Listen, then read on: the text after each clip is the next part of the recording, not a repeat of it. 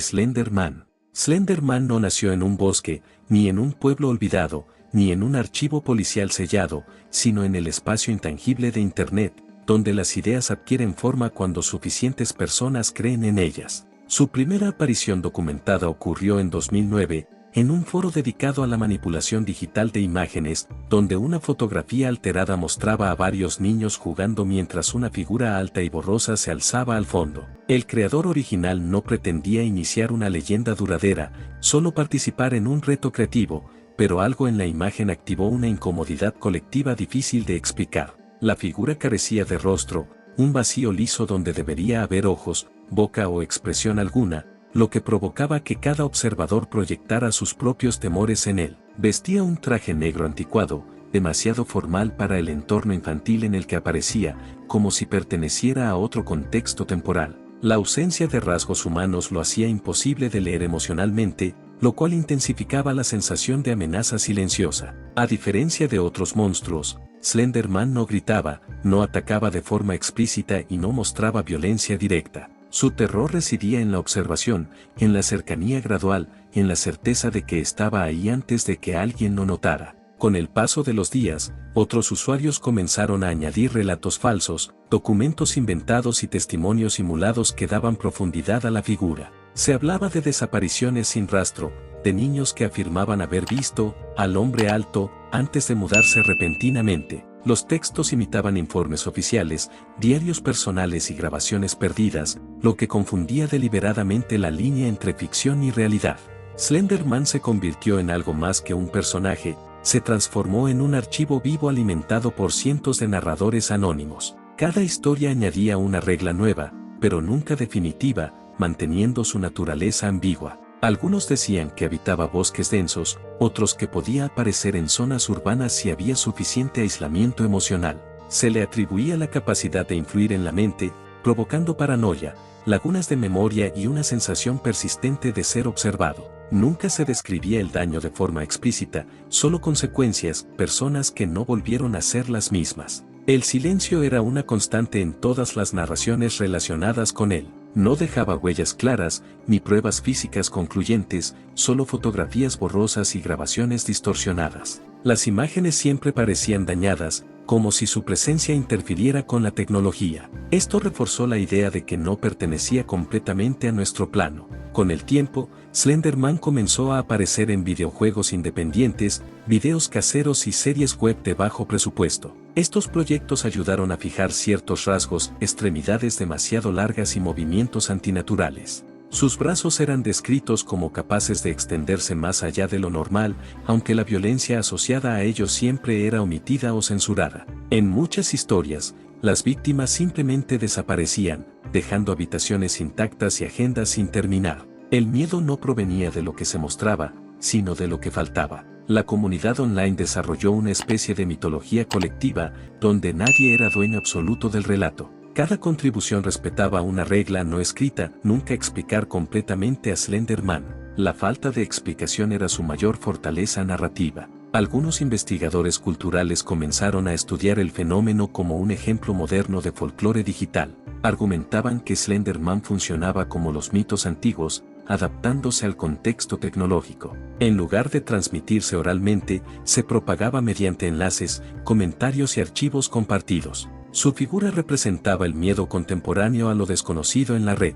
También simbolizaba la ansiedad por la vigilancia constante y la pérdida de privacidad.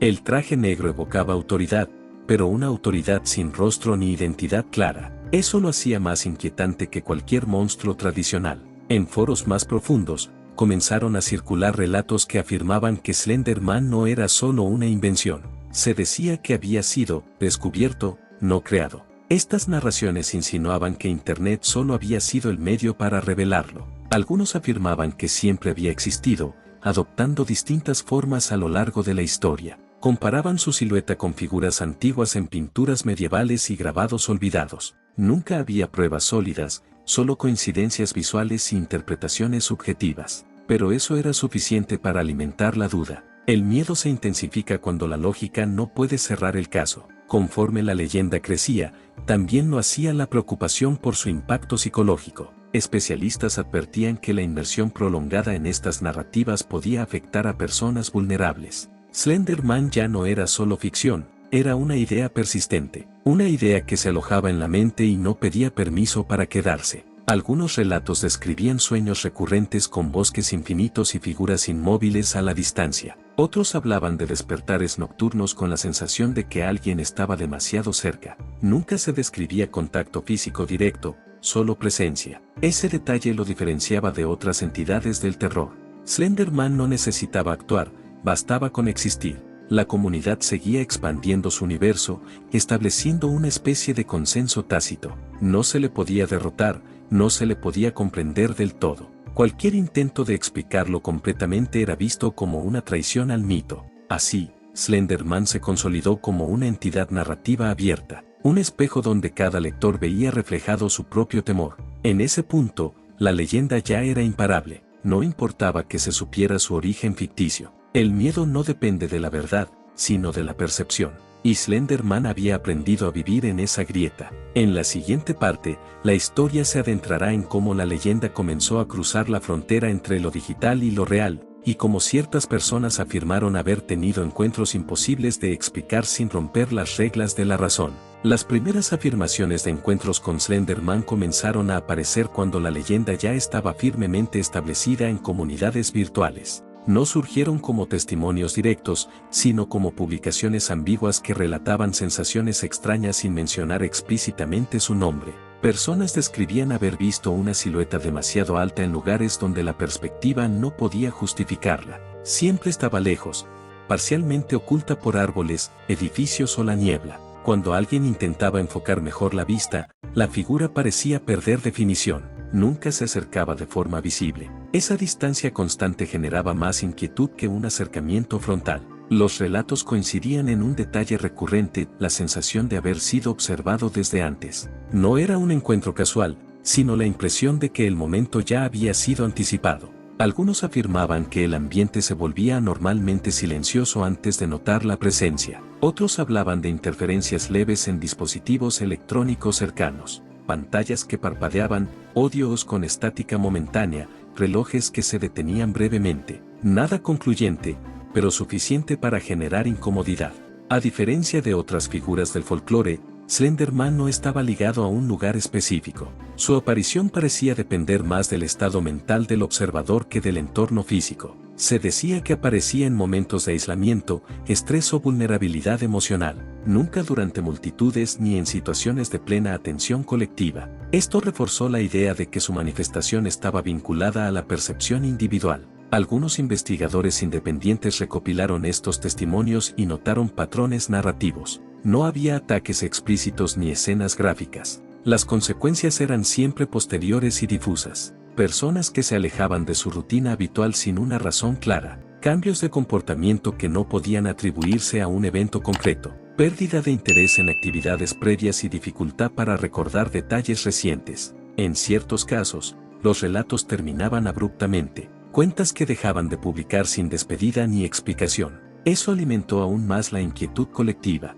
no porque se confirmara algo, sino porque quedaba un vacío narrativo. El vacío siempre ha sido el espacio favorito del miedo. A medida que estas historias se acumulaban, surgió una división clara entre los seguidores de la leyenda. Algunos defendían que todo podía explicarse mediante sugestión y narrativas compartidas. Otros sostenían que la coincidencia de detalles era demasiado precisa para ser casual. Ningún grupo podía demostrar su postura de manera definitiva. La falta de pruebas era, paradójicamente, la prueba principal para los creyentes. Se comenzaron a analizar archivos antiguos, fotografías familiares y grabaciones domésticas. En algunos casos, aparecían figuras al fondo que antes nadie había notado. No eran claras, ni enfocadas, ni verificables. Pero el hecho de que pasaran desapercibidas durante años generaba inquietud retrospectiva. La idea de que Slender Man pudiera estar presente sin ser detectado se volvió central. No era una aparición repentina, sino una presencia latente. Alguien que siempre había estado ahí, esperando ser notado. Esa noción cambió la forma en que las personas observaban su entorno. Los bosques dejaron de ser solo paisajes naturales. Los espacios vacíos se volvieron incómodos. Las fotografías grupales comenzaron a revisarse con más atención de la habitual. El mito ya estaba influyendo en la percepción cotidiana. Algunos creadores de contenido intentaron desacreditar la leyenda recreando encuentros falsos. Sin embargo, estos intentos solían ser demasiado explícitos y perdían el efecto inquietante. La comunidad reconocía rápidamente lo fabricado. Slender Man funcionaba mejor cuando no se le forzaba a aparecer. Su fuerza residía en la ambigüedad, no en la demostración. También surgieron advertencias dentro de la propia comunidad.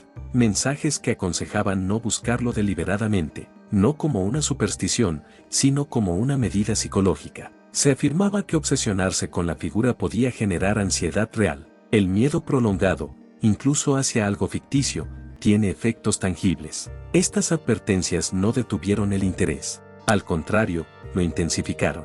La idea de que pensar demasiado en Slender Man podía atraerlo se volvió parte del mito, no como una regla clara, sino como una insinuación constante. Eso hizo que cada pensamiento se volviera sospechoso. Cada sombra adquiría un significado potencial. El miedo ya no venía de afuera, sino de la propia mente. Algunos relatos afirmaban que Slender Man no se manifestaba visualmente al principio. Primero aparecía en pensamientos intrusivos, imágenes mentales que no parecían propias, sueños que se repetían con ligeras variaciones. Siempre el mismo escenario, pero nunca exactamente igual. El sueño terminaba antes de cualquier acto explícito. Solo quedaba la sensación de urgencia al despertar. Ese patrón se repetía en testimonios de personas que nunca habían interactuado entre sí. La coincidencia no probaba nada, pero inquietaba. El mito comenzaba a comportarse como una infección narrativa. Se propagaba no solo por historias, sino por emociones compartidas. El miedo funcionaba como vector.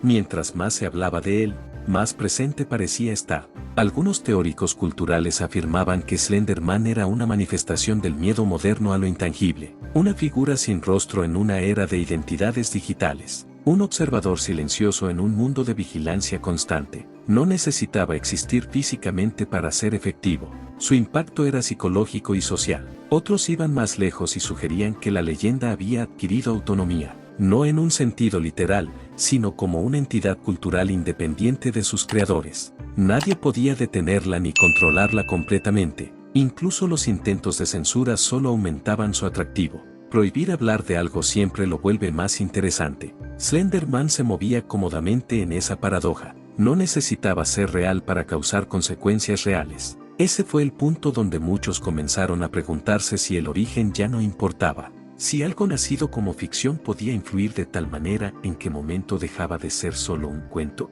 La frontera entre historia y experiencia se volvió difusa, y en esa zona gris, Slender Man parecía sentirse en casa. Hubo un momento en que la leyenda dejó de circular únicamente en foros especializados y comenzó a aparecer en reportes aislados que no buscaban atención. Algunos de estos casos surgieron en comunidades pequeñas donde el acceso constante a Internet no era común, lo que llamó la atención de investigadores culturales. Uno de los primeros relatos de este tipo provino de un guardabosques que afirmó haber observado una figura desproporcionadamente alta entre los árboles durante varias semanas consecutivas. No la describió como amenazante, sino como incorrecta, como si no perteneciera al entorno natural. Aseguró que la figura permanecía inmóvil durante largos periodos y desaparecía cuando intentaba cambiar de ángulo para verla mejor. Nunca logró fotografiarla, pero sí reportó una sensación persistente de presión mental después de cada avistamiento. En otro caso, una maestra de primaria relató que varios de sus alumnos comenzaron a dibujar de forma independiente a un hombre alto sin rostro. Los dibujos aparecieron durante el mismo periodo escolar, sin que los niños compartieran clases entre sí.